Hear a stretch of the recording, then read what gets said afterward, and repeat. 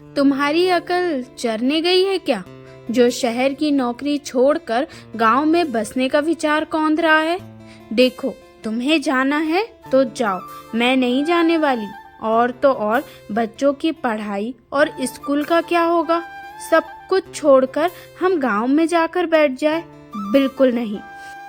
रेवती के तीखे स्वर महेश के कानों में चुभ रहे थे, पर जाना मजबूरी हो गई थी।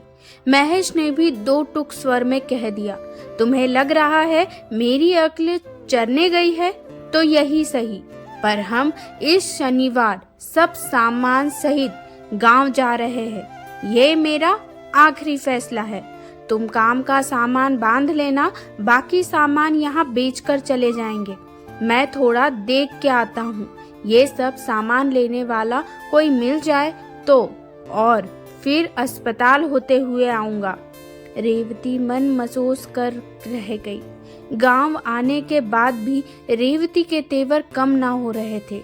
इधर वो देख रही थी कि महेश अपने माता पिता के साथ उसके संबंधों को सुधारने की जुगत में लगा रहता है।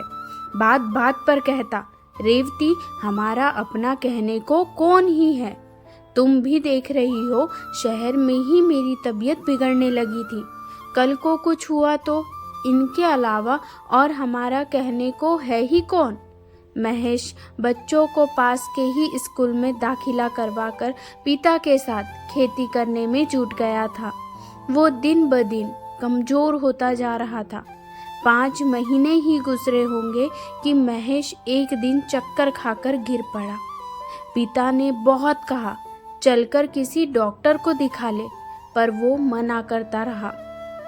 महेश को तो पता ही था बीमारी उसके शरीर में अब अंतिम पड़ाव पर है, और वो कब चला जाएगा ये उसे भी नहीं पता। एक रात सोने से पहले उसने रेवती से कहा, रेवती मैं अब नहीं बचूंगा। शहर में ही मुझे पता चल गया था मेरी जिंदगी ज्यादा नहीं है। उधर कोई परमानेंट जॉब तो थी ही नहीं, इसलिए सब छोड़कर यहाँ तुम्हें जबरदस्ती ले आया। तुम्हारे मायके के हालात भी सही नहीं, जो मेरे ना रहने पर तुम्हारा और बच्चों का ख्याल रख सके। यहाँ माँ बाबूजी तुम सब पर जान लुटाते हैं, बस यहाँ से कहीं मत जाना। इनके साथ ही अच्छे से रहना। तुम कह रही थी ना मेरी अक्ल चरने गई है। सच ये है कि अभी अक्ल से ही काम लेकर यहाँ आया हूँ, ताकि सबके साथ तुम लोग घुल मिलकर मेरे जाने के बाद भी अच्छे से रह सको। ये कैसी बहकी बहकी बातें कर रहे हो? सो जाओ, कुछ नहीं होगा तुम्हें। रेवती महेश की बात सुन घबराते हुए बोली। महेश उसकी तरफ देखकर मुस्कुराते हुए सो गया, कल की सुबह ना देखने के लिए। रेवती को उसके जाने के बाद एहसास हो रहा था कि अक्ल महेश की नहीं उसकी चरने गई थी, जो ये समझ ही नहीं पाई कि महेश ने कितनी समझदारी से फैसला लेकर उन सबको अपनों के भरोसे हिफाजत से छोड़ गया है। दोस्तों, रचना पर आपकी प्रतिक्रिया का इंतज़ार रहेगा।